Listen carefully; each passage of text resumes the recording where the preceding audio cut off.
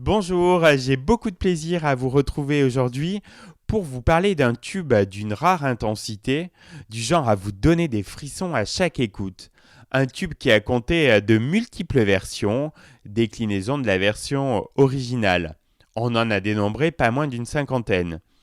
Il s'agit du magnifique morceau Diego libre dans sa tête, écrit et composé par le regretté Michel Berger.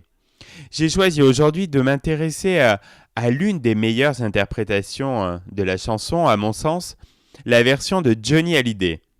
Personne ne niera le fait que le taulier a réellement transcendé cette chanson par sa voix et l'émotion nouvelle qu'il a su donner au titre. L'histoire de Diego libre dans sa tête a commencé en 1981 quand la chanson est interprétée pour la première fois par France Gall sur son album studio Tout pour la musique. Cette chanson prend une signification particulière pour France Gall lors de son passage dans l'émission télévisée Champs-Élysées, quand elle l'interprète pour la première fois en présence d'un ancien prisonnier politique, le pianiste argentin Miguel Ángel Estrella. Car Michel Berger a écrit cette chanson à une époque où les dictatures en Amérique latine étaient particulièrement répressives.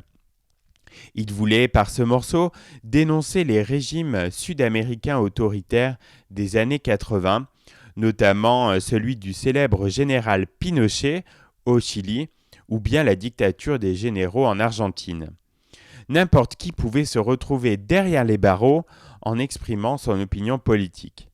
Diego étant un opposant emprisonné pour quelques mots qu'il pensait si fort.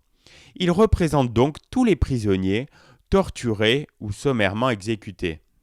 France Gall a émis un jour dans une émission télé une autre hypothèse sur le sens de la chanson.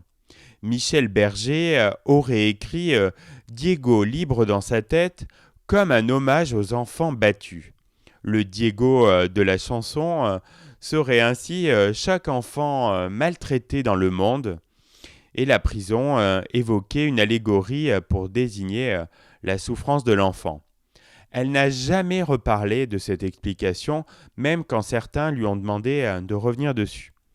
Toujours est-il que Johnny Hallyday donne une nouvelle dimension à la chanson en l'interprétant sur scène et en faisant figurer cette version dans l'album live Dans la chaleur de Bercy, paru en 1990.